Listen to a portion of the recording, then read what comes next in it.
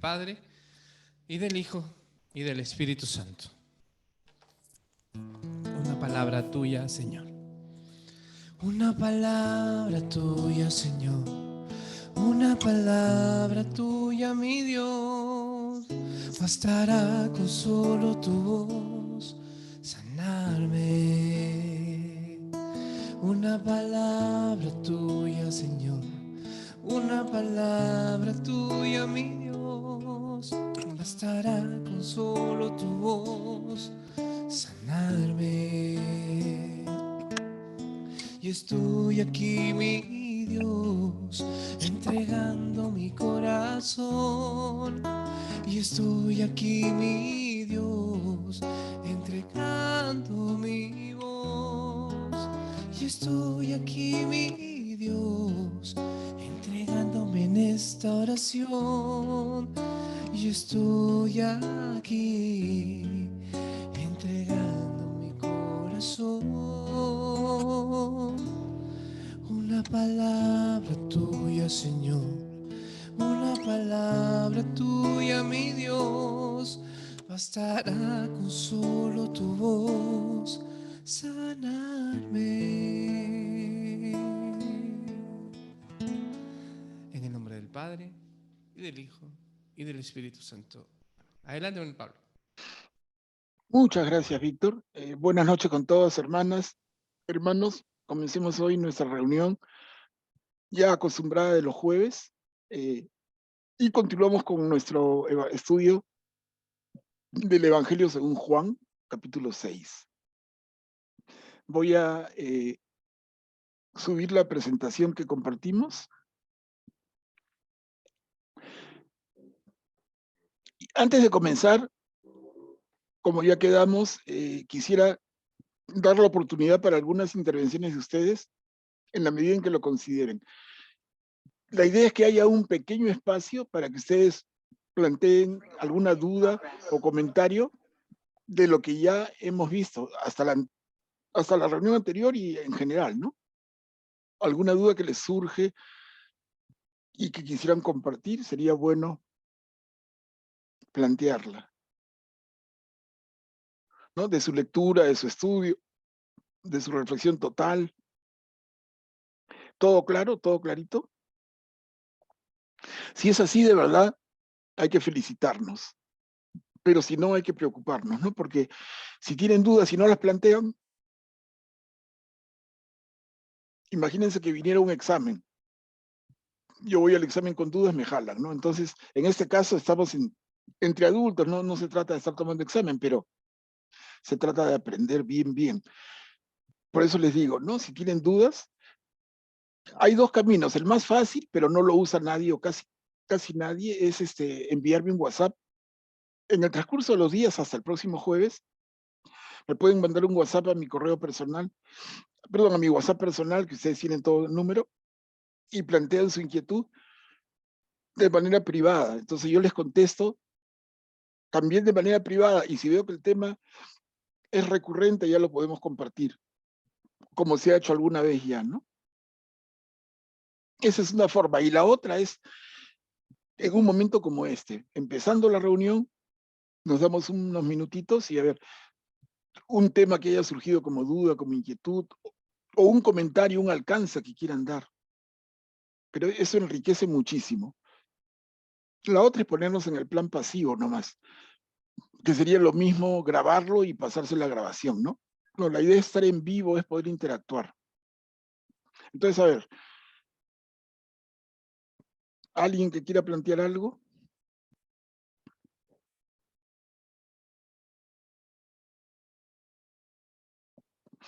¿Están notando, están sintiendo a este Juan como el evangelio espiritual? ¿O es mucho hablar y mucho decir? ¿Cómo la ven? ¿Es una fama bien ganada o es una exageración? Muy, muy espiritual, Manuel Pablo. ¿Por qué, Julia? Un poquito de alcance, pues si no, no seas mala. ¿Por qué te parece?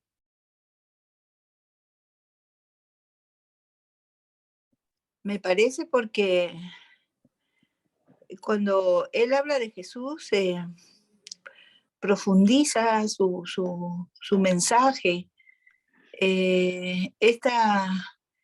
Esta parte tan hermosa de que Jesús caminó en las aguas, ese es un milagro porque apareció en Cafarnaúm de vuelta y todos se asombraron Pero mira, de ese hecho. no, yo te agradezco Sí. que participes, pero me da pie a comentarles. Tú dices, es un milagro, y Juan dice, no son milagros. Entonces, ¿cómo quedamos? Bueno, esos son signos, él dice que son signos, ¿no? Claro, no es un milagro, pues. Sí, no Vamos, es un milagro. pero para hacer, Sí. yo digo así, me pongo en el plan de profesor pesado, ¿no? Pero le digo, hay que ser, ubicándonos en Juan, Juan no habla de ningún milagro, entonces él tiene otra intención. Y la vamos a volver a ver hoy día. ¿Se acuerdan cuál es la intención de Juan cuando nos habla de signos? ¿Quién se acuerda? ¿Por qué nos presenta signos de Jesús? ¿Para qué usa Jesús los signos? Por lo menos según Juan. ¿Se acuerdan? Don Manuel, no sé, pero me parece que era sobre las obras que hace el Señor. Las obras, todo lo que Él realiza. No sé, me parece Sí, que puede ser claro, eso. sí, caliente, caliente, ¿no? Pero entonces, Perdón, son son obras, señales. son obras, Señales. pero ¿para qué? ¿Para qué? ¿Para qué son? O sea, esas señales son obras que se realizan a través de Jesús. ¿Con qué fin? Para que reconozcamos que Él era también Dios, el Hijo de Dios. Perfecto, perfecto. Eso es, ¿no? ¿Entienden? Y eso lo vamos a volver hoy día a ver, porque en otro pasaje del mismo evangelio que nos va a tocar hoy, se va a volver a ver. ¿No? Ahí hay un Pero tema. Manuel Pablo, una Sí. pregunta, una duda. Si los evangelios sinópticos hablan de los signos como milagros, ¿está mal que nos dirijamos, que lo veamos como milagros? Porque No. realmente son milagros. ¿No? Realmente el transformar el agua en vino, el caminar sobre las aguas, yéndose contra todo aspecto científico, ¿no? Ganando la gravedad de la Tierra, etcétera, etcétera. Entonces son milagros. Esa es la duda que me quedó. ¿Por qué Juan dice signos nada más cuando el Jesús también a través de los milagros nos enseñaba, ¿no? Nos quería hacer ver que Él Claro. era Dios. Sí, Ana, está muy bien lo que dice, pero a ver, ¿cómo lo contestamos? Alguien que se anime. Porque no es contradicción, ¿ah? Yo les digo, no hay contradicción, pero ¿cómo entender esto que nos plantea Ana? ¿Quién se anima a darnos un alcance?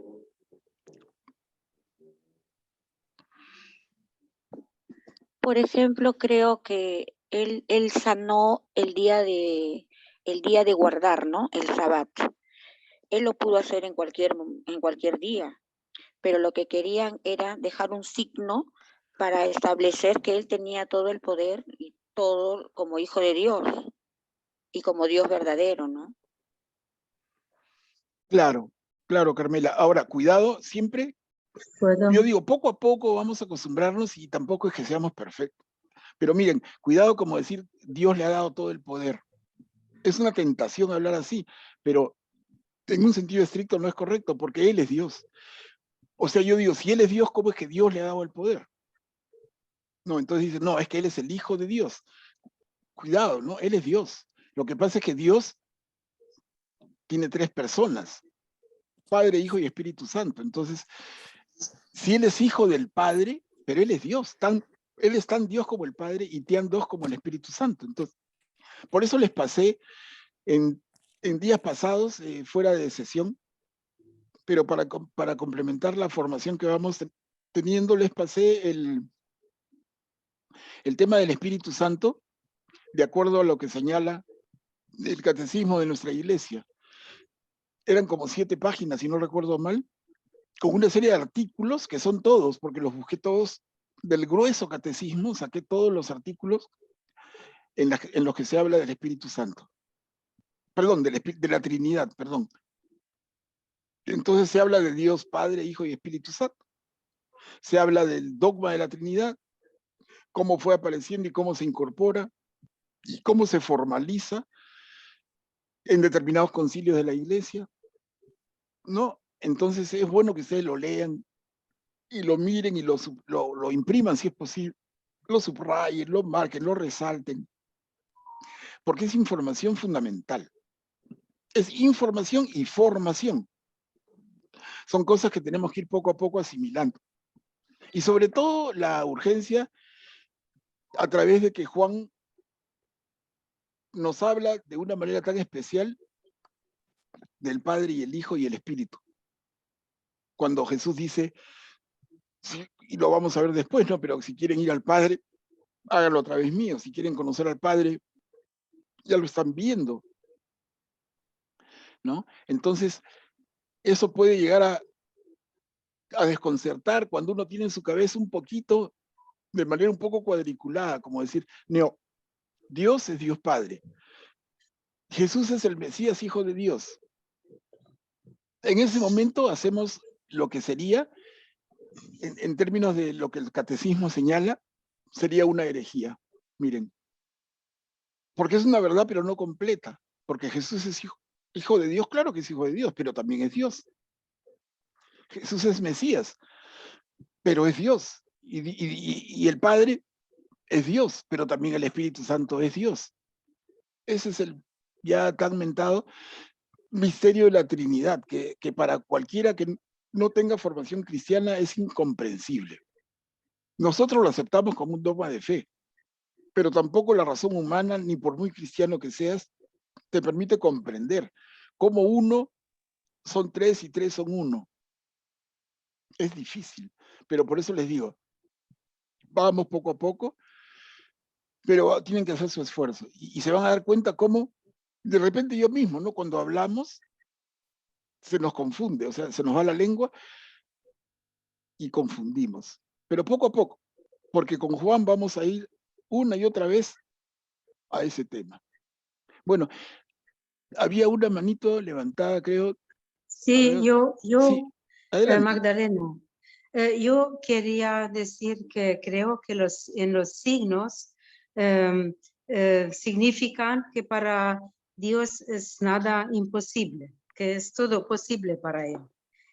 Y también de mostrar que en el reino de Dios, no hay ni enfermedad, ni escasez, ni amenazas de la naturaleza. Todo tiene para mí este significado. Ya. Bien, Magdalena. Buenas noches. Bien, bien, sí. Buenas noches. Sí, buenas, adelante. ¿Quieres comentar? ¿Sí? Bueno, no sé. Mire, estamos ya en plena sesión, entonces el que habla es para intervenir, ¿no? Ya al momento de saludos, de verdad, con todo cariño, ¿no? Pero ya fue a las 8, o sea, ya estamos hace rato en discusión. Bueno, empecemos con el tema donde nos habíamos quedado. Y estamos aquí. Yo soy el pan de la vida. Juan capítulo 6, versículos del 22 al 50. A ver, ¿alguien que quiera leer, por favor?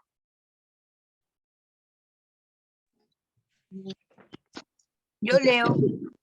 Ya, adelante, Julia. Yo soy el pan de la vida. Al día siguiente, la multitud que se había quedado en la otra orilla vio que Jesús no había subido con sus discípulos en la única barca que había ahí, sino que ellos habían partido solos. Mientras tanto, unas barcas de Tiberíades atracaron cerca del lugar donde habían comido el pan. Después que el Señor pronunció la acción de gracias, cuando la multitud se dio cuenta de que Jesús y sus discípulos no estaban ahí, subieron a las barcas y fueron a Cafarnaúm en busca de Jesús. Al encontrarlo en la otra orilla, le preguntaron: Maestro, ¿cuándo llegaste? Jesús les respondió: les aseguro que ustedes me buscan no porque vieron signos, sino porque han comido pan hasta saciarse. Trabajen no por el alimento perecedero, sino por el que permanece hasta la vida eterna, el que les dará el Hijo del Hombre, porque es Él a quien Dios, el Padre, marcó con su sello. Ellos le preguntaron, ¿qué debemos hacer para realizar las obras de Dios? Jesús les respondió, la obra de Dios es que ustedes crean en aquel que Él ha enviado. Y volvieron a preguntarle, ¿qué signos haces para que veamos y creamos en ti? ¿Qué obra realizas? Nuestros padres comieron el maná en el desierto, como dice la Escritura, les dio de comer el pan bajado del cielo. Jesús respondió, les aseguro que no es Moisés el que les dio el pan del cielo. Mi Padre les da el verdadero pan del cielo, porque el pan de Dios es el que desciende del cielo y da vida al mundo. Ellos le dijeron, Señor, danos siempre de ese pan. Jesús le respondió, yo soy el pan de vida. El que viene a mí jamás tendrá hambre. El que cree en mí jamás tendrá sed. Pero ya les digo, ustedes me han visto y sin embargo no creen. Todo lo que me da el Padre viene a mí. Y al que venga a mí, yo no lo rechazaré, porque he bajado del cielo, no para hacer mi voluntad, sino la del que me envió. La voluntad del que me ha enviado es que yo no pierda nada de lo que Él me dio, sino que lo resucite en el último día. Esta es la voluntad de mi Padre, que Él vea al Hijo y cree en Él. Que el que vea al Hijo y cree en Él tenga vida eterna, y que yo lo resucite en el último día. Los judíos murmuraban de Él porque había dicho, yo soy el pan bajado del cielo, y decían, ¿acaso este no es Jesús, el hijo de José? Nosotros conocemos a su padre y a su madre. ¿Cómo puede decir ahora, yo he bajado del cielo? Jesús tomó la palabra y les dijo, no murmuren entre ustedes. Nadie puede venir a mí si no lo atrae el Padre que me envió, y yo lo resucitaré en el último día. Está escrito en el libro de los profetas, todos serán instruidos por Dios. Todo el que oyó al Padre y recibe su enseñanza viene a mí.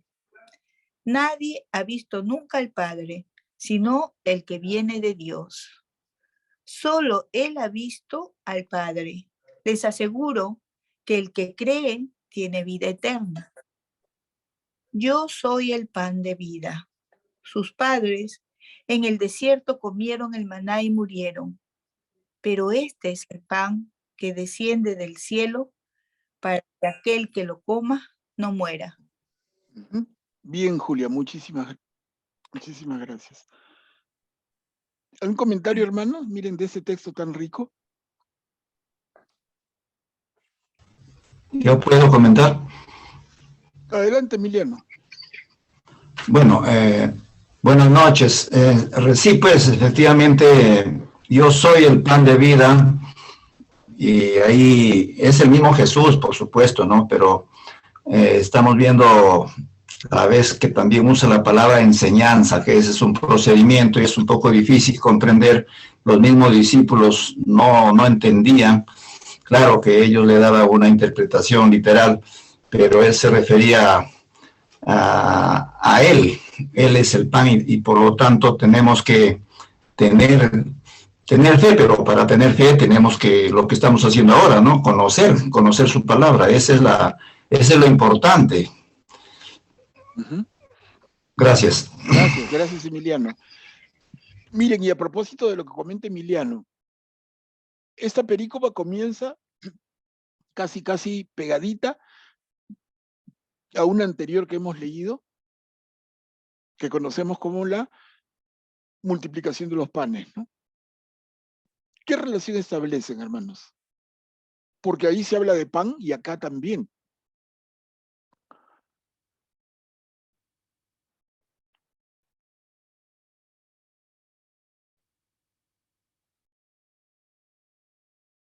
Para mí la Eucaristía. Ya, claro.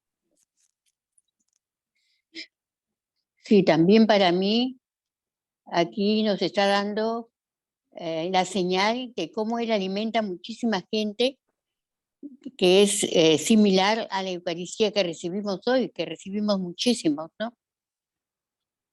Hace referencia a lo que él iba a hacer, me imagino, el milagro que iba a hacer de convertir el pan en su cuerpo y el vino en su sangre, ¿no? Claro, pero no, otra vez estamos con milagro cuando no hay milagros con Juan, ¿no? Pero en fin, o sea, se entiende lo que dices, pero yo te digo, me pongo en plan pesado y tenemos que ser estrictos, pues. No es un milagro, es una señal, es una señal. Perdón, para mí, Sí, disculpen, adelante. para mí es que no debemos de preocupar por el pan, que es la cosa más natural que nos alimenta. Debemos preocuparnos por el pan que está en el cielo y que de ahí vamos a vivir, de ahí vamos a permanecer eternamente. Bueno, esa es mi opinión. Disculpen. Claro, sí, Atala, gracias. Miren, y acá relaciona el pan en lo que he marcado con el maná. Con la Eucaristía. Y no, con el maná. Y el maná es algo que sucede en el desierto. En el desierto, el pueblo con hambre y Moisés guiándolos. Moisés le pide a Dios, le pide ayuda y llueve maná del cielo. Pero ¿cómo pone Juan en boca de Jesús? Nuestros padres comieron maná en el desierto. No, Moisés les dio de comer el pan bajado del cielo.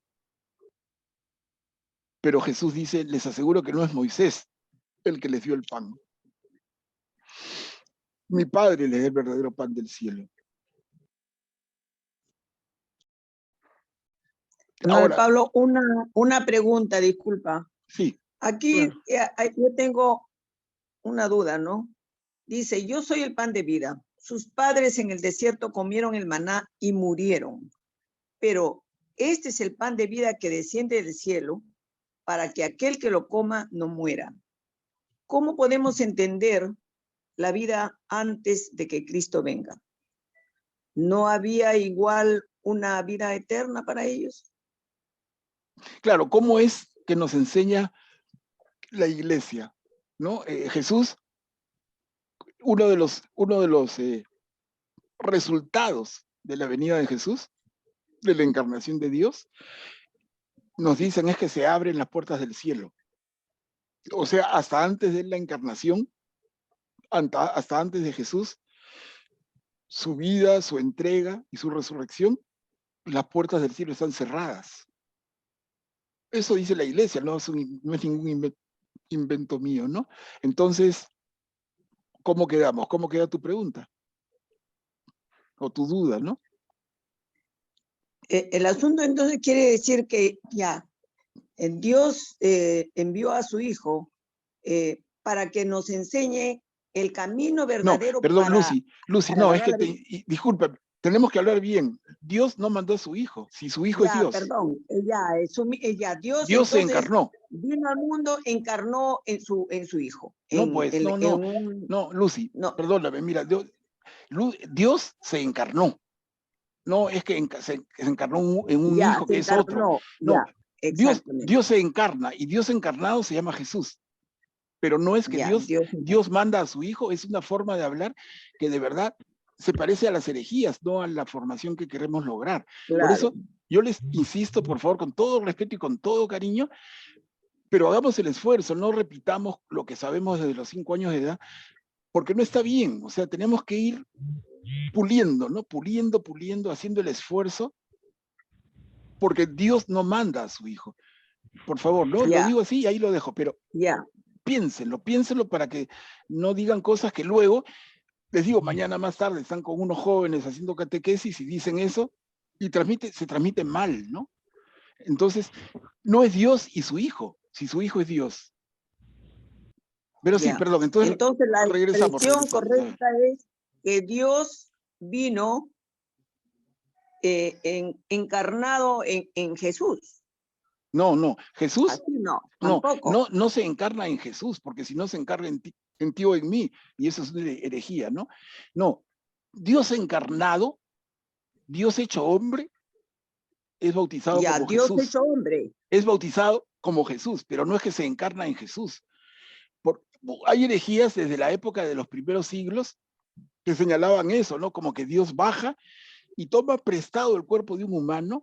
Entonces, como les dije, lean esto que les paso del catecismo, y algunas herejías que son bien antiguas y hasta ahora dan vueltas, es que Dios toma prestada la apariencia humana, y es una herejía, les digo, y la iglesia y el catecismo de nuestra iglesia se encargan de tratar de aclarar, pero pucha, que es duro y no nos entra, ¿no?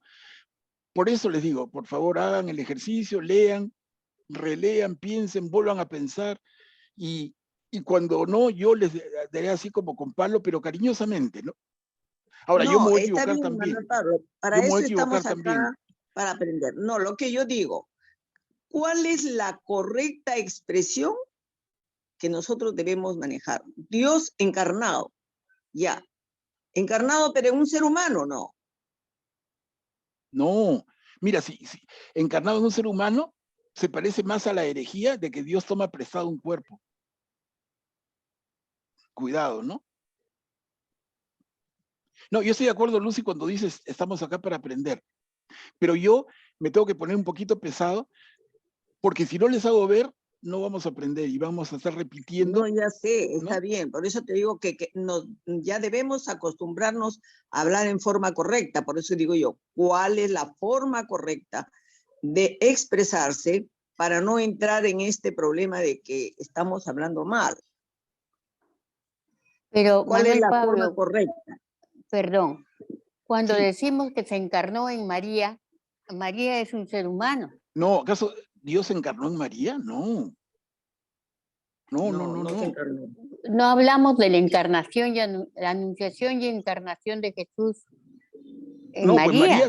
María sale embarazada, Ajá. pero Dios no se encarna en María, por favor. No. Ese bebé, ese embrión, que luego es un feto en la barriga de su mamá, y que luego María da a luz y viene al mundo, y que se convierte en un niño que crece, y un joven y un adulto que se llama Jesús. Ese es Dios encarnado, pero no es que Dios se encarne en María, no. Jesús es hijo del Padre, Jesús es hijo de María, pero como Jesús es Dios, nosotros decimos que María es madre de Dios. ¿Se dan cuenta que si no, nos empezamos a enredar? Porque si yo digo María es la madre del Hijo de Dios, no, pero el término correcto es María es madre de Dios. Y como María es madre de Dios, y eso lo acepta la iglesia, no en el primer tiempo. Y ahí les pasé todo lo que habla el catecismo, y ustedes pueden mirar con calma, volverlo a leer. Fijen fechas, en qué concilio. Los concilios son importantes, son esas reuniones del máximo nivel en nuestra iglesia, en que se reúne el Papa con los obispos y definen cuestiones importantísimas. Hasta la fecha han habido en toda la historia de los 20 siglos de la iglesia, han habido 21 concilios. El último fue el Concilio Vaticano II, que terminó en el año 1965. Lo inauguró en el año 62 Juan XXIII, y lo clausuró Pablo VI en el año 1965. Entonces, ese es el concilio número 21. Hay 21 concilios, y en el transcurso de 20 siglos de la iglesia, de acuerdo a los temas que se iban presentando y que eran medio espinosos, es que la iglesia sienta cátedra, ¿no? Y dice, vamos a definir las cosas. Entonces dice, Dios tiene 3 personas, es Dios, uno, Dios Padre, Hijo y Espíritu Santo. María, madre de Jesús, pero siendo que Jesús es Dios, María, madre de Dios.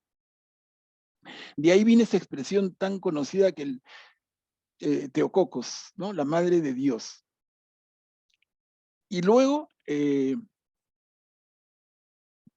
los temas que siguen, pero les digo todo, el tema está siempre como que ahí latente, pero con Juan, inevitablemente vamos a enfrentar eso a cada rato.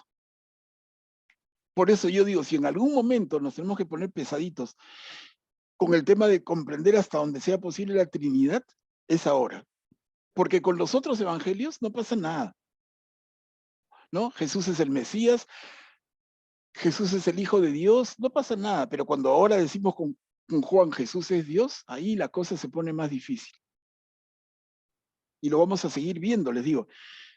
En la medida en que vayamos avanzando en el Evangelio de Juan, o en el Evangelio según Juan, mejor dicho, vamos a enfrentar esto una y otra vez, una y otra vez. Por eso, mi insistencia, y disculpen que sea pesado, pero a ver hasta dónde puedo y que nos acostumbremos a una mirada diferente, ¿no?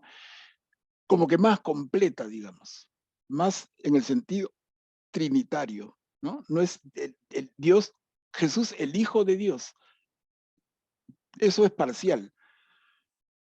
Dejado ahí es casi una herejía, pero Jesús es Dios, es la mirada de Juan, y es la mirada de la iglesia. Pero poco a poco, ya no los cargoseo más por esta noche, ¿no? A ver. Pero Lucy nos decía entonces, ¿cómo llamarlo, no? ¿Cómo llamarlo entonces? Mira, podemos decir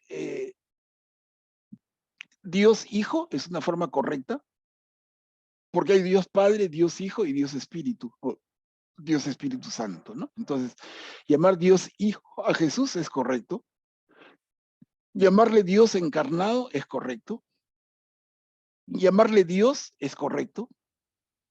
Llamarlo el Señor es correcto. Y mire, cuando decimos el Señor, hablamos de Dios Padre y también a Jesús le decimos Señor. Es bien interesante y complicado. Hasta que se nos desamarre el cerebro y por lo menos lo terminemos de interiorizar, ¿no? Entenderlo nunca, porque eso no se entiende con la razón. Es un tema de fe para nosotros. Entonces, ¿a dónde apunto yo? A que en la forma en que hablamos, no vaya a ser que confunda a algún hermano a quien estamos queriendo ayudar, ¿no? Entonces, en lo posible, nosotros tendríamos que tener la mayor claridad, de manera de que no generemos confusión, sino claridad. Ese es un poco mi tema. Después, normal, no pasa nada. Ahora, sé que cada uno tiene la mejor intención, pero por eso digo yo, ya, si me dan la oportunidad de ponerme el plan de profe, yo saco mi regla y les doy en la mano, ¿no? A ver, repite, para que no, un poco... Manuel Pablo, Sí, disculpa, adelante. pero mi pregunta era la duda que yo tenía en esto, ¿no? Que dice, ¿cómo es que el maná, pues, es el pan emanado del cielo, y el que dice, el que cree en mí y tenga vida eterna, que yo no, ¿cómo ha sido la última parte acá? Así como yo he sido enviado por el Padre que tiene vida, vivo por el Padre de la misma manera. El que come vivirá por mí. Este es el pan bajado del cielo, no como el que comieron sus padres y murieron. El que come de este pan vivirá eternamente. Jesús enseñaba todo esto en la sinagoga de Cafarnaúm. Yo lo que digo, Jesús dice que los padres de ellos comieron el maná y murieron y no tuvieron vida eterna. Claro, a ver, pero tú misma, ¿no? Ustedes mismos digan, porque a ver, ¿qué cosa entendemos de esto? Más que yo dé respuestas que vale la reflexión de ustedes, ¿no? ¿A qué se puede estar refiriendo? A ver, nuestros antepasados que comieron el maná que cayó del cielo, murieron, no vivieron eternamente porque murieron, pero si nosotros tomamos el cuerpo y la sangre de Cristo, vamos a vivir eternamente, porque Él ya pagó por todos nuestros pecados y en la cruz nos redimió. ¿no? Realmente que el pan de vida es me parece como si fuera un principio, como si fuera algo grande, el motivo por el cual Jesús vino al mundo a redimirnos para nosotros recibir la vida eterna. Claro, pero Es sí, algo Julia, está tan grande. perfecto. Pero entonces, ¿cómo le responderíamos a Lucy? Su pregunta era bien clara. Entonces, ¿qué pasó con los hombres santos del Antiguo Testamento? ¿Murieron y murieron? Esa es la pregunta de Lucy, ¿no? O sea, al menos yo lo entiendo. Dice, por Sí, los que tomaron comieron el maná, murieron. Sí, yo me imagino que estarían en un espacio y no tienen vida eterna. ¿Se dan cuenta? ¿Pero qué dice nuestra iglesia? no, yo no creo eso. No, pues no es así. ¿Qué es lo que dice nuestra No es iglesia? así. Jesús viene a abrir las puertas del cielo que se habían cerrado a partir del pecado de Adán y Eva. Entonces, durante todo ese tiempo largo, el cielo estuvo cerrado para el hombre. Pero Jesús viene y abre las puertas. Entonces, todas esas almas de aquellos que habían muerto antes de Jesús y que habían sido gente buena, va al cielo. O sea, la vida eterna la trae Jesús, pero hay un contingente de almas, desde Adán hasta Juan el Bautista, ¿no? A quienes el cielo se les va a abrir a partir de Jesús. A partir de Jesús, claro. Claro, o sea, no es que el cielo está abierto todo el tiempo. Jesús, bien clarito, en su figura, abre las puertas del cielo. Entonces, la pregunta de Lucy es perfecta. Dice, ya entiendo eso, pero entonces, ¿qué pasó durante todos esos siglos y siglos con las personas que iban muriendo? ¿Su alma dónde iba? No eran malos, muchos eran gente muy buena, Claro, eran gente que estaba claro. cerca a Dios y que eran santos de Israel, pero entonces ese pueblo santo de Israel ya fallecido, ¿dónde iba? Y la respuesta es va al cielo. ¿Pero desde cuándo? Desde Jesús, ¿no? Entonces ahí acomodamos esto con la enseñanza de nuestra iglesia. El catecismo es muy claro en eso. No les pasé lo que tiene que ver con esto de la vida eterna, pero se los puedo buscar también. Pero el catecismo es clarísimo, ¿no? Este rol, entre otros, este rol de Jesús, de abrir el cielo para el ser humano, y este cielo que se abre tiene una lista de espera grandota de todas las almas que habían fallecido antes. ¿Estamos? Eso no lo dice la Biblia tan directamente, pero eso lo enseña nuestra iglesia, ¿no? Cuando profesamos el credo, ¿no? Claro. Y el credo es una construcción, Carmela, posterior, ¿no? Además, el credo no es uno solo, eso es un tema que podemos ver otro día, cuando se dé un poco más de tiempo, pero el credo o la profesión de fe, que es lo mismo, tiene un montón de denominaciones y un montón de contenidos, ¿no? El primero es el que conocemos como el credo de los apóstoles. El segundo más Manuel largo, que Pablo. también lo rezamos, es el credo niceno-constantinopolitano. Pero de ahí en la Manuel historia Pablo. de la iglesia han será- habido será lo uno y otro. mismo. Sí, perdón un ratito, han habido uno y otro credo. Hay un credo, no sé si ustedes lo conocen, el credo que escribió el Papa Pablo VI. Es un lindo credo también. Largo, son varias páginas, difícil que nadie se lo acuerde de memoria, pero muy lindo, muy profundo. Y hay entonces una serie de credos. En misa rezamos, ya sea el credo de los apóstoles, que lo conocemos como el credo corto, o el credo más largo, más completo, que es el credo niceno-constantinopolitano, que se llama con ese nombre raro porque es el credo que se construye en dos concilios, el concilio de Nicea y el concilio de Constantinopla, allá por el siglo IV. ¿No? Imagínense, entonces desde ahí viene, y ya se convierte en tradición de la iglesia rezar así, la profesión de la fe. ¿En qué creo?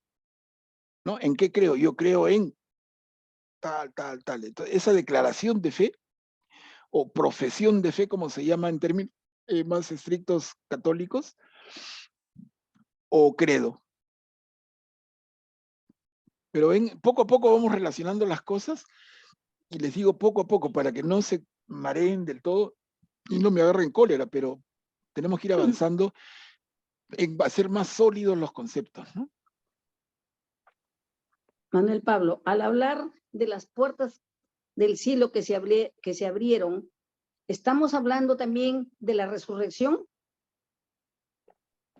Claro, Ajá, de ya, la ya. resurrección, pero mira, ahí Atala también el tema es un poco más de lo que estamos pretendiendo con nuestro curso. Yo les hablo un poco por mi cultura católica, pero no es el tema bíblico en sí.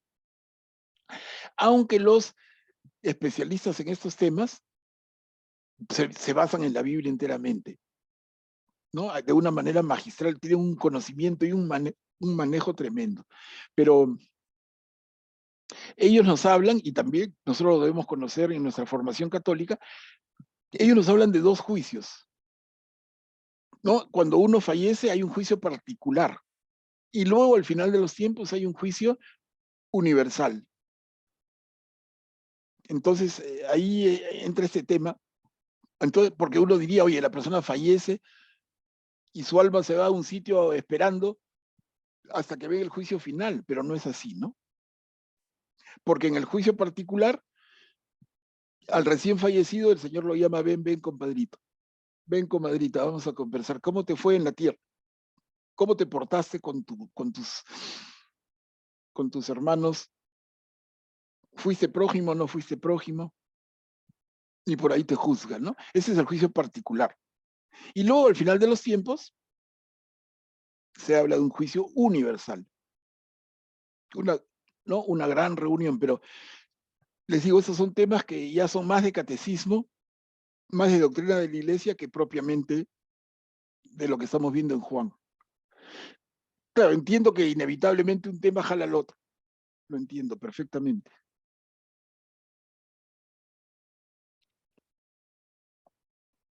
Entonces, miren, ya redondeando la idea, en lo que estábamos con Juan, ¿no?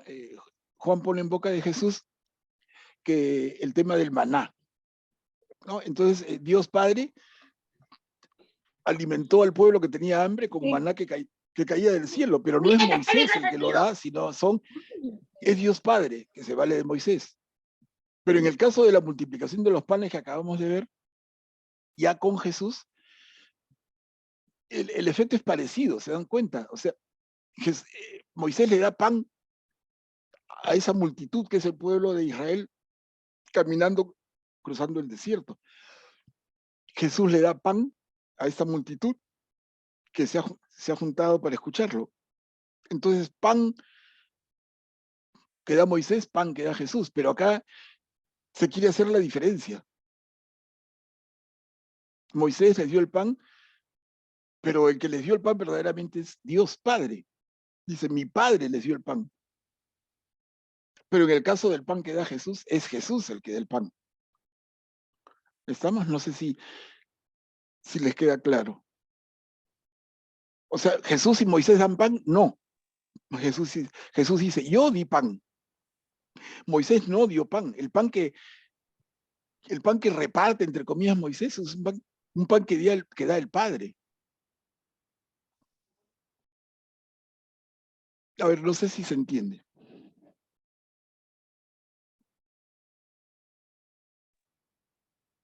Sí, sí se entiende, Manuel Pablo. ¿Ya? Entonces... es el cuerpo y la sangre de Cristo en la Eucaristía, el que Cristo nos da. Por eso Él dice, yo soy el pan del cielo. Claro. Claro. El que viene a mí no tendrá hambre, el que viene a mí, ¿no? Y tendrá vida eterna, esa es su promesa. O sea, ese principio es maravilloso ahorita en el pan de vida. Claro, perfecto, Julia. Entonces, ahí podemos estar claros, pero lo que yo quiero puntualizar nada más es en esta comparación importante en la época, importante siempre. Recordemos que el origen del pueblo, perdón, el origen de los seguidores de Jesús son judíos convertidos a seguidores de Jesús, que después se van a llamar cristianos. Entonces,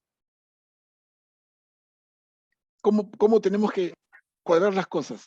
Uno diría, bueno, Moisés estuvo en un tiempo más o menos por el siglo XI antes de Cristo, y Jesús después. Entonces son Moisés y Jesús, pero lo que nos quieren decir en ese evangelio, y también y más claro todavía en el evangelio según Mateo, es Jesús es superior a Moisés. Mateo lo va a reiterar mucho más, pero acá está claro en Juan. Sin querer queriendo está comparando a Jesús con Moisés, y dicen no son lo mismo. Moisés le dio de comer el pan que el Padre le dio. Jesús da de comer el pan que él mismo da. Y como dice Julia, luego va a decir, este es mi cuerpo, ¿no? Entonces, quería aprovechar. Miren, la cosa se complica porque no es fácil. Pero en todo caso está bien. Discúlpeme que sea pesado, pero es bueno que nos detengamos y así nos estresemos, pero le demos al tema importante. Sí, hermano, adelante. Una consulta.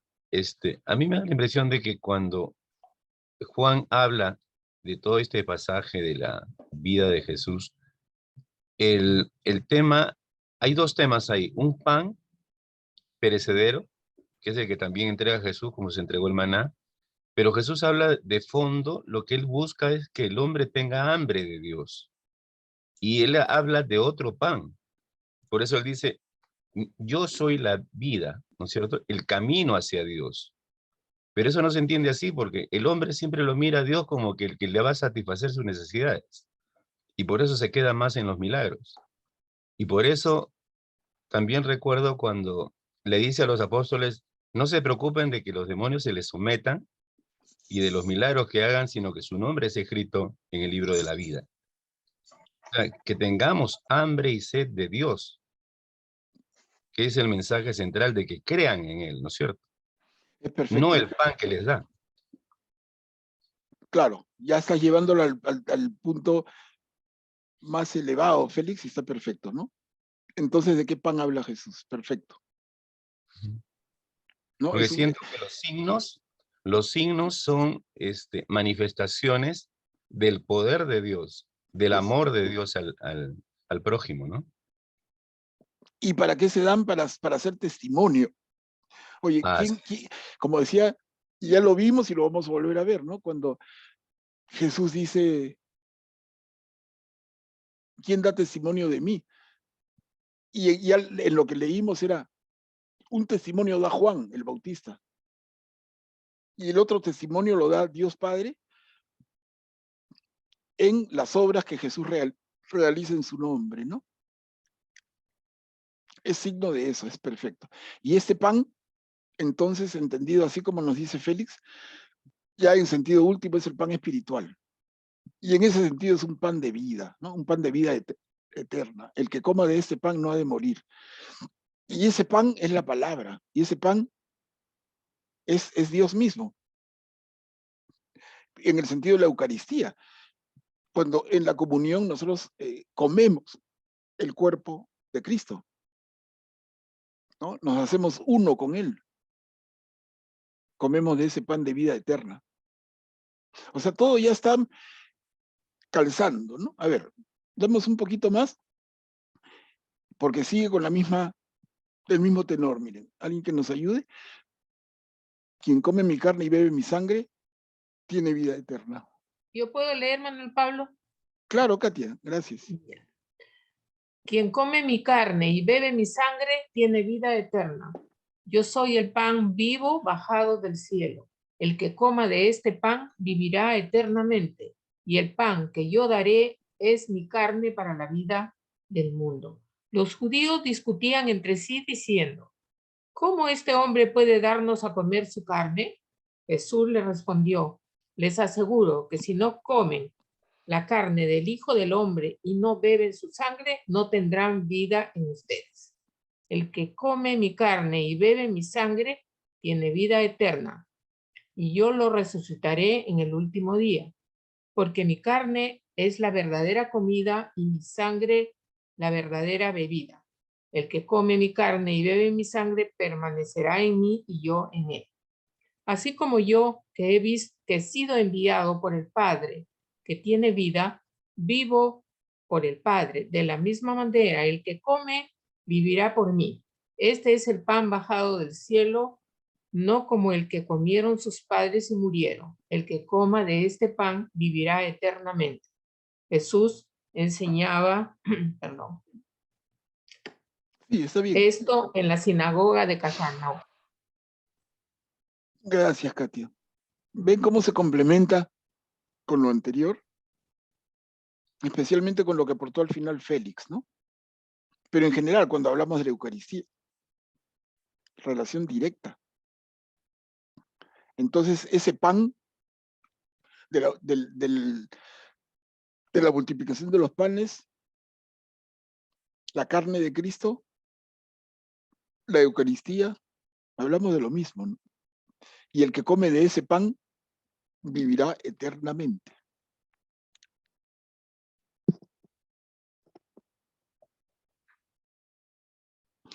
Miren, acá hay un temita, cuando Jesús dice, les aseguro, a ver, lo voy a marcar acá,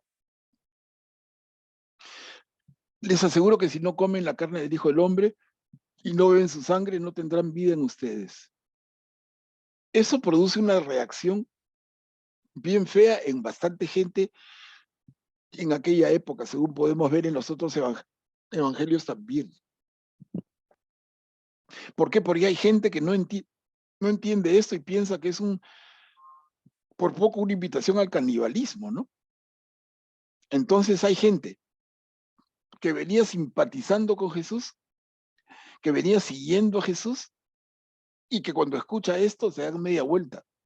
Dicen, esto no.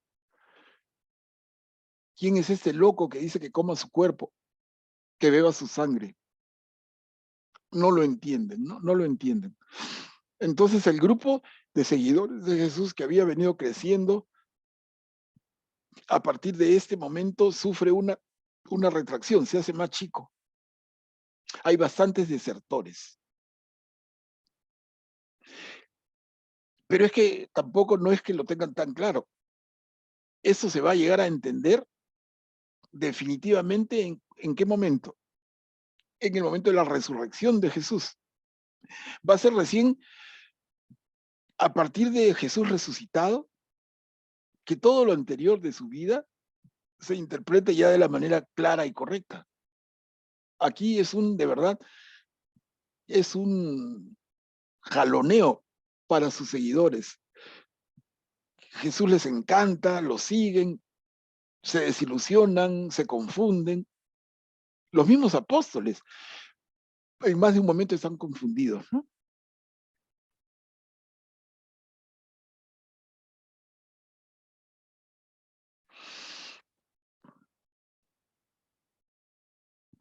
¿Algún comentario más? Está claro. A ver, avanzamos otro poquito. Las palabras que les he dicho son espíritu y vida. ¿Puedo leer? Claro, Marcela, gracias. Las palabras que les dije son espíritu y vida. Después de oírlo, muchos de sus discípulos decían, es duro este lenguaje, ¿quién puede escucharlo? Jesús, sabiendo lo que sus discípulos murmuraban, les dijo, ¿esto los escandaliza? ¿Qué pasará entonces cuando vean al Hijo del Hombre subir donde estaba antes? El espíritu es el que da vida. La carne de nada sirve.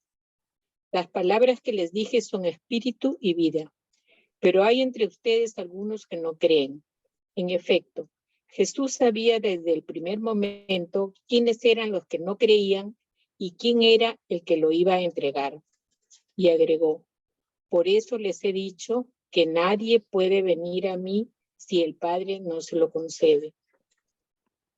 Desde ese momento, muchos de sus discípulos se alejaron de él y dejaron de acompañarlo. Jesús preguntó entonces a los 12, ¿también ustedes quieren irse? Simón Pedro le respondió, Señor, ¿a quién iremos? Tú tienes palabras de vida eterna. Nosotros hemos creído y sabemos que eres el Santo de Dios. Jesús continuó, ¿No soy yo acaso el que los eligió a ustedes los 12? Sin embargo, uno de ustedes es un demonio. Jesús hablaba de Judas, hijo de Simón Iscariote, que era uno de los 12 que lo iba a entregar. Gracias, Marcela. A ver, comentarios, hermano. Un poco lo que les terminaba contando antes, ¿no?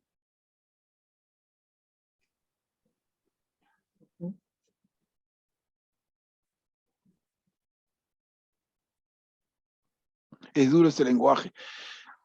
Dice, ¿quién puede escucharlo?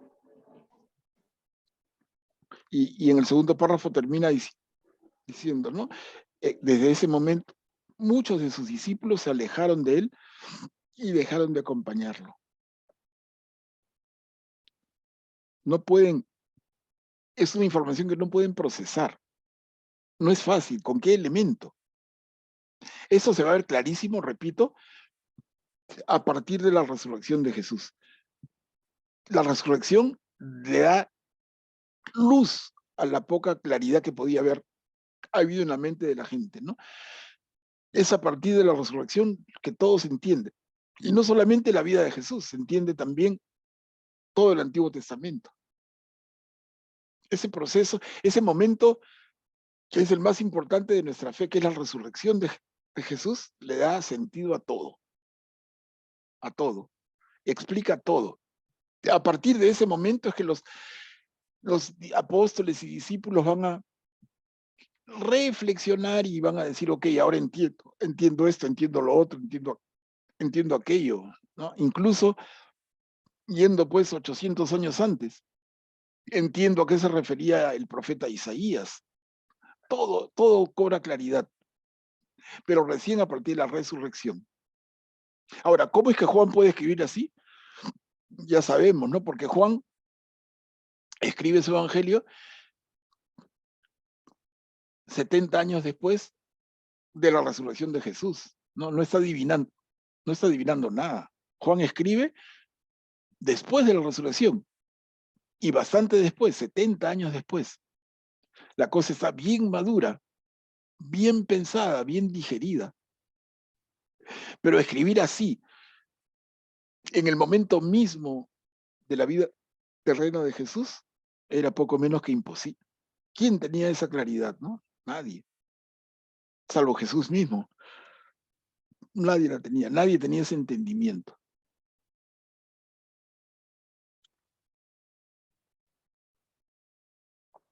Y ese último párrafo chiquito, ¿no? Pedro le dice, Señor, ¿a quién iremos? ¿No? Los demás se van, y Jesús le dice, ¿ustedes también quieren irse? Y Pedro le dice, Señor, ¿a quién iremos? Tú tienes palabras de vida eterna. Nosotros hemos creído y sabemos que eres el Santo de Dios. Linda respuesta de Pedro. ¿Alguien que quiera comentar? Si no, avanzamos otro poquito. Miren, entramos al capítulo 7. Mi tiempo aún no se ha cumplido. ¿Alguien que nos ayude? ¿Puedo leer? Claro, Emiliano, gracias. Ya. Mi tiempo aún no se ha cumplido. Después de esto, Jesús recorría la Galilea. No quería transitar por Judea porque los judíos intentaban matarlo. Se acercaba la fiesta judía de las chozas y sus hermanos le dijeron, no te quedes aquí, ve a Judea para que también tus discípulos de allí vean las obras que haces. Cuando uno quiere hacerse conocer, no actúa en secreto, ya que tú haces estas cosas. Manifiéstate al mundo. Efectivamente, ni sus propios hermanos creían en él. Jesús les dijo, mi tiempo no ha llegado todavía. Entonces, que para ustedes cualquier tiempo es bueno. El mundo no tiene por qué odiarlos a ustedes. Me odia a mí porque atestigo contra él que sus obras son malas. Suban ustedes para la fiesta. yo no subo a esa fiesta porque mi tiempo no se ha cumplido todavía. Después de decirles esto, permaneció en Galilea. Sin embargo, cuando sus hermanos subieron para la fiesta, también él subió, pero en secreto, sin hacerse ver. Los judíos lo buscaban durante la fiesta y decían, ¿dónde está ese? Jesús era el comentario de la multitud. Unos opinaban, es un hombre de bien. Otros, en cambio, decían, no, engaña al pueblo. Sin embargo, nadie hablaba de él abiertamente por temor a los judíos. Gracias, Emiliano. A ver, empecemos por el final, ¿no? Cuando dice, nadie hablaba de él abiertamente por temor a los judíos. Ya les había dicho, les queda claro, ¿no? ¿A qué judíos se refiere el evangelista Juan? Es al pueblo judío que parece que fuera, ¿no? Cuando uno dice los judíos, es como decir los peruanos, los argentinos. ¿Es así?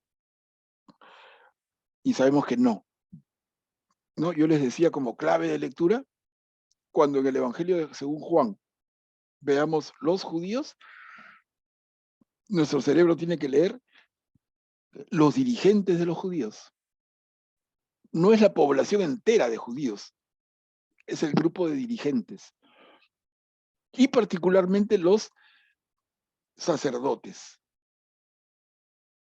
Los sacerdotes judíos tienen un nombre. ¿Alguien se acuerda? Por favor, a ver cómo entrenar nuestra memoria. ¿Cómo se llaman los sacerdotes? Saduceos, exactamente. Exactamente. ¿Cómo? Perdón, lo último. Saduceos, es exacto. Ahora, ¿y los fariseos qué pasa con ellos? Los buenos, eran los que estaban pendientes de la ley, pero eran buenos. Claro, o sea, simplificando, ¿no? Pero los fariseos y los saduceos son hermanos, como he tratado de explicarles varias veces, son dos grupos diferentes, no se mezclan. Incluso se tienen un poco de rivalidad, ¿no? Los fariseos y los saduceos son como el agua y el aceite, no se mezclan. Y ¿quiénes son los sacerdotes del templo? Son los saduceos. A ver, solamente sin ánimo de quedarme más que un segundo, pero ¿estos saduceos son los históricos sacerdotes del pueblo de Israel? ¿Sí o no? La respuesta es no. No son aronitas, no. Esos saduceos no son aronitas, no son tampoco los levitas, como bien dice Elena, ¿no? Porque los sacerdotes históricos, tradicionales del pueblo de Israel son la tribu de Leví, los levitas, y luego, dentro de la tribu de Leví, los Aarón y sus descendientes. ¿Qué pasa en el camino para que aparezcan unos saduceos que no son aronitas ni levitas? Entonces, ahí inevitablemente hay que hacer una rápida y breve mención histórica, pero como les he dicho, y lo podemos ver un día que tengan paciencia, o yo grabo algo aparte, pero los saduceos son los sacerdotes que impone el ejército vencedor macabeo. ¿Cuándo? En el año 200 antes de Cristo, más o menos. Más o menos en el año 200, ¿no? Los macabeos expulsan al invasor, entre comillas, griego, que realmente eran griegos sirios, ¿no? Antíoco Epífanes, los expulsan. Ellos se quedan, después de un montón de siglos de dominio extranjero, se quedan en un pequeño periodo de autonomía, que no dura mucho, porque ahí vienen los griegos y los vuelven a aplastar. Perdón, los romanos y los vuelven a aplastar. Pero en ese breve periodo de autonomía, los macabeos triunfantes ingresan al templo de Jerusalén y, entre otras cosas, reemplazan a la clase sacerdotal. La clase sacerdotal tradicional ese pueblo santo de Israel, son arrimados. En su lugar ponen a los saduceos, ¿no? Y entonces ese pueblo arrimado pasan a ser lo que conocemos hoy como los esenios. Los sacerdotes desplazados del templo se van al desierto entre Jerusalén, abajo de Jericó por el Mar Muerto, son la comunidad de los esenios. Y forman diferentes, nosotros llamaríamos monasterios, ¿no? En esa época no se usaba, pero equivaldría al monasterio cristiano de la Edad Media. Los esenios desplazados, que son los sacerdotes, desplazados, los esenios van al desierto, viven ahí, tranquilitos entre ellos, y los nuevos sacerdotes son los saduceos. Los fariseos nacen a partir de este momento, no existían antes tampoco. Los fariseos nacen como respuesta a los saduceos. Ahora, cuando Jesús está en su vida terrena y sucede lo que conocemos en su vida, ¿quiénes están presentes en la ciudad y en las ciudades? Saduceos y fariseos. En el desierto, esenios. ¿Se dan cuenta? Entonces, cuando Juan escribe, dentro de este laberinto ya complicado, ocurre algo más.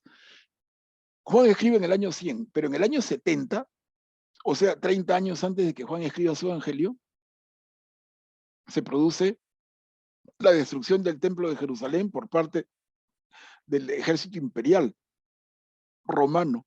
Y a la hora que los romanos acaban con el templo, inevitablemente desaparecen los saduceos, porque el sentido de la vida del saduceo era ser sacerdote en el templo. A la hora que no hay templo, no hay sacerdote. Entonces, con el templo, en el año 70, desaparecen los saduceos. Y los fariseos, que eran el grupo un poco rival en el entendimiento y mantenimiento de la fe judía, los fariseos quedan vivos. ¿No? Ya no hay templo, pero los fariseos celebran en las pequeñas, entre comillas, iglesias locales, que son las sinagogas. Y vemos a cada rato, y lo vimos en el párrafo anterior, cuando dice, y Jesús enseñaba en la sinagoga de Cafarnaúm. La sinagoga es el templo, la pequeña iglesia judía en diferentes ciudades, ¿no? Pero en Jerusalén, el templo va a ser destruido después de Jesús, en el año 70, más o menos 40 años después de la muerte de Jesús. Les digo esto entonces porque cuando leemos los evangelios, en los 4 se hacen referencias a los fariseos que son injustas. De verdad, les digo con bastante conocimiento del tema.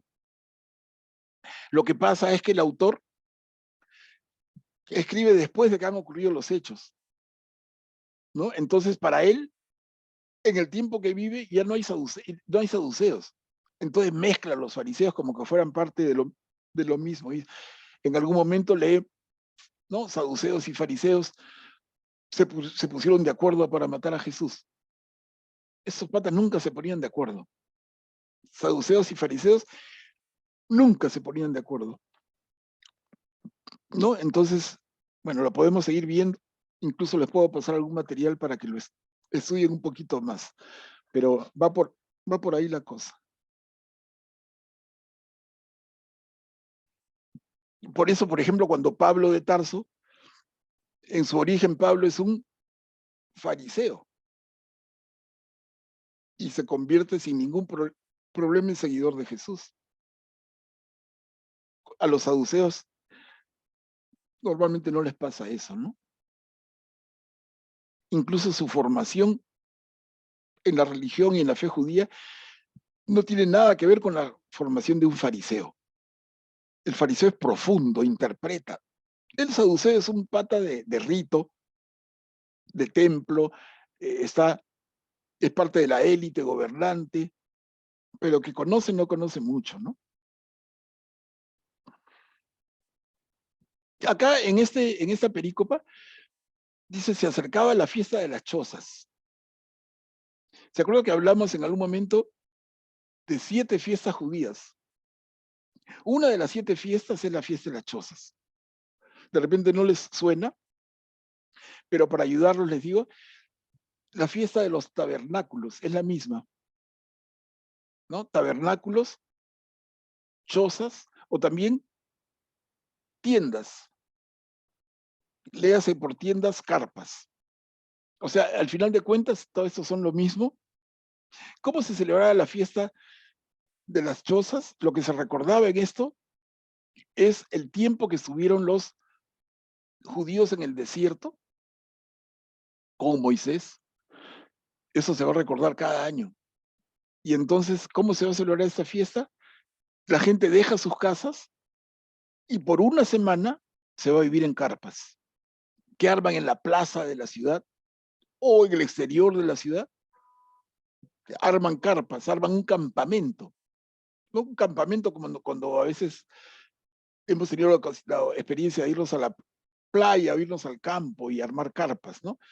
Varias carpas. En este caso, toda la ciudad se traslada a carpas. Esa es la fiesta de las chozas. Es muy simbólica, es de las principales fiestas judías desde esa época y hasta ahora. Entonces, se acercaba la fiesta judía de las chozas, ocasión para ir a Jerusalén. Y dice acá abajo, miren, como detalles que hemos estado viendo, no solamente refuerzo. Suban ustedes para la fiesta. ¿Por qué esa manera de hablar, no? Suban. Ya les decía, porque Jerusalén está en lo alto, entonces desde donde fuera que tú, de la tierra de Israel, cuando vas a Jerusalén, subes. Suban a la fiesta porque subes a Jerusalén, ¿no? Jesús dice, yo no subo a la fiesta, mi tiempo no se ha cumplido. Y esto otra vez nos hace recordar algo que vimos, hermanos, ¿se acuerdan con ocasión de la boda en Caná? Cuando María le dice, se ha acabado el vino, y Jesús le contesta, mujer, ¿qué tiene que ver eso contigo y conmigo? Mi tiempo no se ha cumplido. Ahora nuevamente aparece. Miren, su gente le dice, subamos a la fiesta, y él dice, no, suban ustedes, yo no porque mi tiempo no se ha cumplido. ¿Cómo podemos leer esto? En un sentido así como espiritual.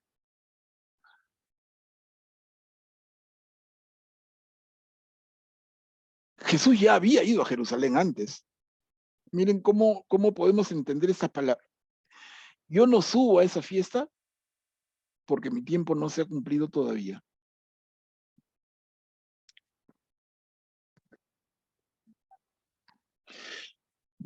O sea, Jesús está adelantando que él va a tener una fiesta en Jerusalén cuando su tiempo se cumpla.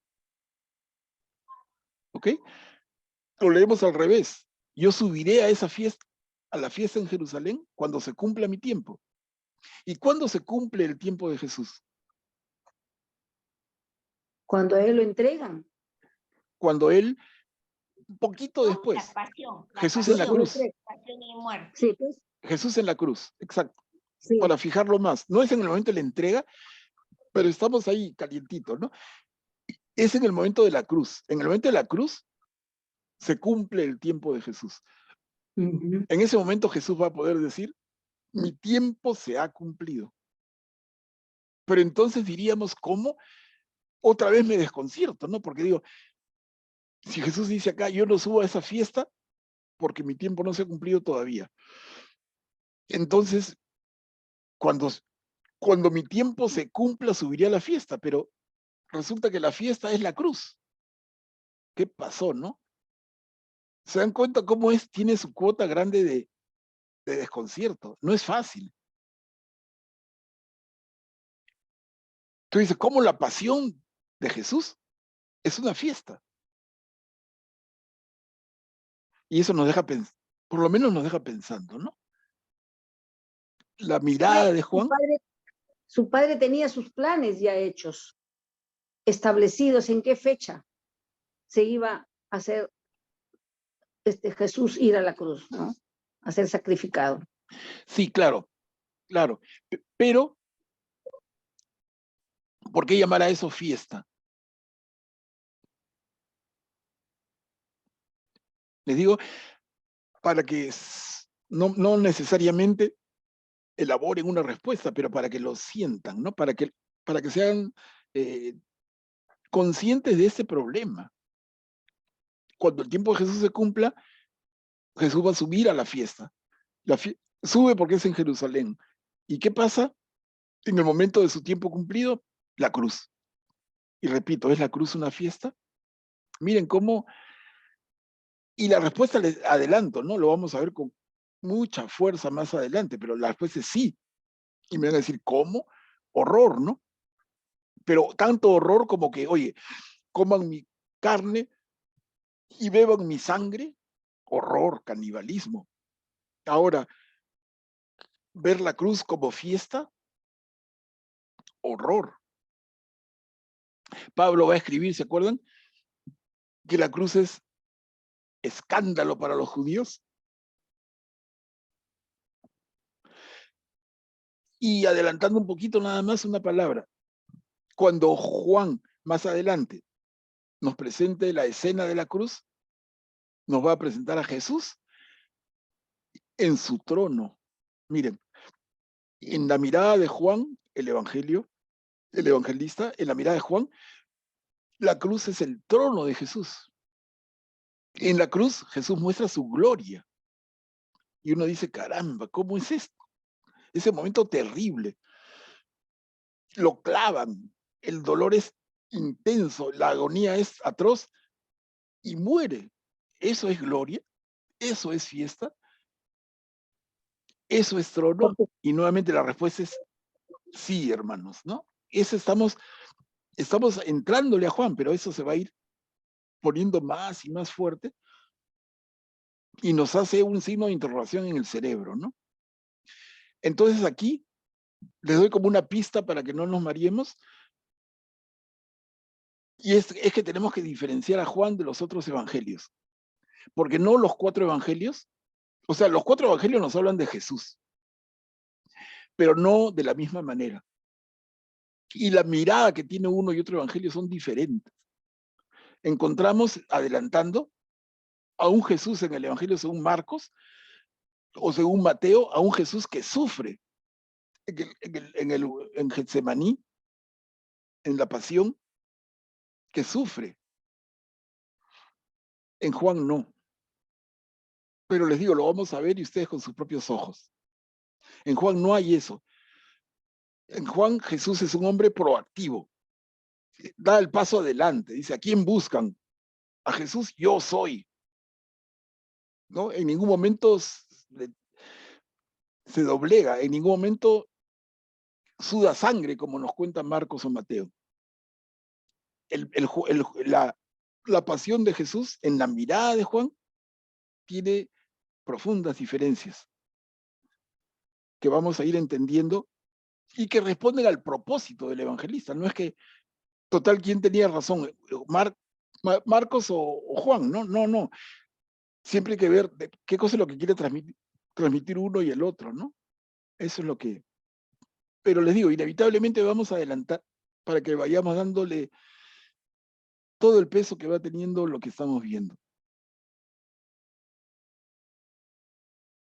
Y acá en la última parte, cómo hay opiniones divididas, ¿no? Unos dicen es un hombre de bien, otros dicen engaña al pueblo. Y nadie hablaba abiertamente por temor a los dirigentes judíos, ¿no? De alguna manera es el mismo temor que vimos en Nicodemo. A pesar de que Nicodemo era sacerdote y era parte del Sanedrín, del Congreso judío, pero aún así tenía miedo de lo que los demás podían decir, ¿no? Entonces, ni Nicodemo ni ninguno habla abiertamente. Y eso, hermanos, sucede hasta hoy, ¿o no?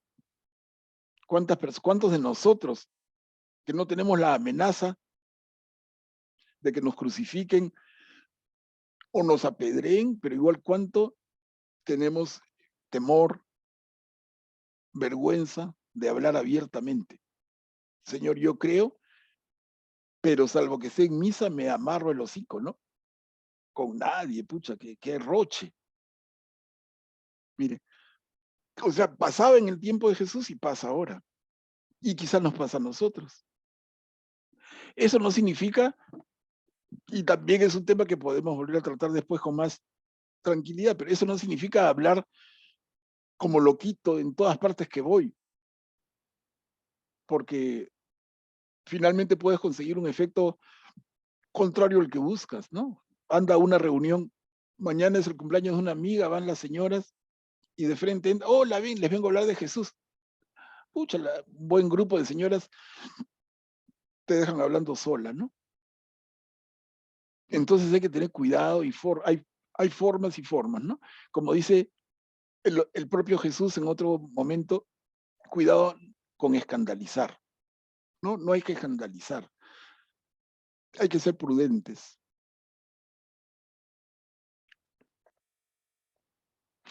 Hermano, comentarios sobre esto, yo creo que aquí nos vamos a quedar, porque la hora nos va a ganar, pero comentario de lo que hemos visto, seguramente hay bastantes. Yo quiero repetirles que me disculpen cuando me pongo majadero, ¿no? Pero solamente lo hago en el ánimo de forzarlos a aclarar conceptos y manera de hablar, pero finalmente A usar bien los es términos, como, ¿no? pero finalmente es como ustedes lo hagan. No quiero mostrarme intolerante ni irrespetuoso, no. Pero me pongo así pesado, a propósito. Pero les digo, al final como les salga está bien, pero hay que hacer el esfuerzo. Queda claro, hermanos, este concepto de el tiempo de Jesús, cuando se cumple su tiempo, porque les digo, yo el otro día, en un grupo cristiano que no es el nuestro, ¿no? Pero unos hermanos me decían, no, el tiempo, cuando habla de mi tiempo no se ha cumplido, no, el tiempo se cumple en el nacimiento de Jesús, otro dice en el bautizo de Jesús. Pero la manera correcta de entenderlo, yo creo que nos queda claro a nosotros, si no díganme, es la cruz. Ese es por eso en la boda en Caná, cuando Jesús le dice a María, su madre, ¿qué tiene que ver eso contigo y conmigo? Mi tiempo no se ha cumplido todavía. Y acá lo vuelve a decir, ¿no?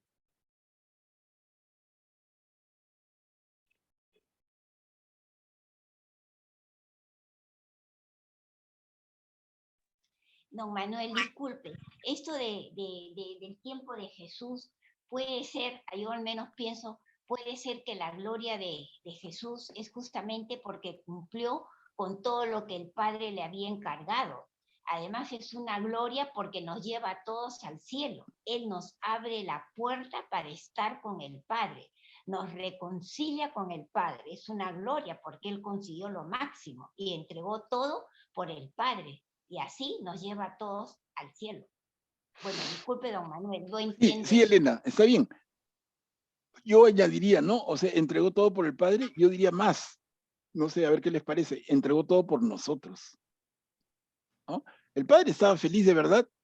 El Padre está completo. Es por nosotros que hace el sacrificio, ¿no? Entonces, lo digo para darle más precisión al concepto, ¿no? Jesús hace todo esto por nosotros, hace esto por los hombres. Obedece al Padre, sí, obedece al Padre y Él hace tremenda entrega por nosotros, ¿no? Juliana, ¿tú querías decir algo? ¿No se podría traducir, no ha llegado mi tiempo todavía, o no se ha cumplido mi tiempo todavía, en nuestras palabras un poco más actuales, no ha llegado mi momento todavía? Sí, vale. Pero el asunto, Juliana, sería, ¿pero cuál es ese momento, no? Ese es el punto. ¿Cuál es ese momento? Es la cruz. Es la entrega. Es el darse totalmente. Ese darse de sí, a sí mismo de la manera definitiva, ¿no? El término es de él, de nuestro Padre. No ha llegado mi tiempo, dijo. Ese es el término, ¿no? Sí. No el momento, sino el término. El momento. No, claro, claro. Mi tiempo no se ha cumplido en la manera en que se traduce. Sí. Claro. Esa es la manera en que se traduce, pero significa un poco lo mismo. Ahora miren una reflexión a partir de esto que vamos a seguir viendo y vamos a seguir profundizando, pero cuando decimos Jesús se entrega por nosotros, Jesús se da por nosotros, pero se da en la cruz. Y podríamos pensar entonces el momento de la muerte es el momento de la dación, ¿no? El darse, pero realmente es mucho más. No sé si estamos de acuerdo. Porque toda la vida de Jesús es un darse. Jesús no solamente se da en el momento de la muerte. Jesús se da todo el tiempo. Y es lo que Él nos pide a nosotros. Pide que nosotros nos demos a los demás, ¿no? Que seamos prójimos, ¿no? El amor. Ama, perdona. 7 veces, no, 70 veces 7. Ama. ¿Y cuánto debo amar? Ama al otro como yo te amo a ti. O sea, caramba, qué tal tamaño de amor. Y eso es entregarse, ¿no? Eso es darse. Entonces Jesús se da en la cruz como momento final, pero Jesús se ha dado durante toda su vida, en cada momento, en cada acción, en cada enseñanza, en cada ejemplo. Y eso es lo que nos pide a los cristianos, ¿no? No solamente es el momento heroico, digamos, a ver, para ponerlo ya en palabras finales, no es el momento heroico, es la vida heroica. No sé si se entiende, pero para mí está claro, no sé si lo digo bien. No, el momento heroico sería el momento de la persona que vivió de cualquier manera, pero en el momento previo a la muerte, se inmola, ¿no? Y es un héroe. Ese sería el momento heroico. Pero la vida heroica es la vida entera, cada día y cada minuto de nuestra existencia, movida de esa manera. ¿Se dan cuenta? Entonces está la vida entera heroica o el momento de la muerte heroico. Pero Jesús es las dos cosas. El momento de su muerte en la cruz, dándose por nosotros, pero antes que eso, toda su vida se explica en su darse por nosotros, en su mensaje de amor, de perdón, de misericordia, de unidad, de compasión. Eso es, hermanos. No sé si... De perdón, misericordia, amén. Si tuvieran, a ver, algún comentario final, vamos terminando porque estamos, otra vez siempre lo sobregiramos en el tiempo. Pero,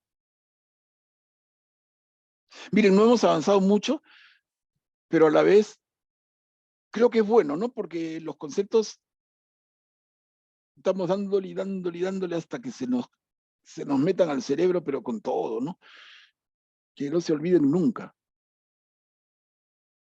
Bueno, hermanos, quedamos aquí. Yo les agradezco nuevamente su atención, su paciencia. Disculpen que soy un poco majadero, y hoy día soy más majadero que otras veces, pero por lo menos con buena intención, ¿no? No, y está bien, Manuel Pablo, porque vamos avanzando más profundamente y ya tiene que ser nuestra enseñanza, tiene que ser más profunda, ¿no? Porque está bien que ahí nos cuadre, si nos digan, Ya, no, lo Lucy, que están aprendiendo, gracias. no, está bien, Gracias. está bien. Gracias. Bueno, hermanos, terminemos entonces con una canción. ¿No, Víctor, si nos puedes regalar una canción, por favor? Claro que sí, muchas gracias, Manuel Pablo. seguir aprendiendo cada jueves. En nombre de Jesús. Y estoy aquí, mi Dios, entregando mi corazón. Y estoy aquí, mi Dios, entregando mi voz. Y estoy aquí, mi Dios, entregándome en esta oración. Y estoy aquí, entregando mi corazón. Una palabra tuya, Señor, una palabra tuya, mi Dios, bastará con solo tu voz sanarme. En el nombre del Padre, y del Hijo, y del Espíritu Santo. Amén. Adelante, hermano Pablo. Gracias, gracias, Víctor. Gracias a todos. Que tengan una linda semana y nos vemos el próximo jueves. Buenas noches, gracias, Manuel Buenas Pablo. noches a todos los hermanos. Muchas Gracias, Manuel gracias. Pablo. Buenas Gracias, noches, Manuel buenas- Pablo.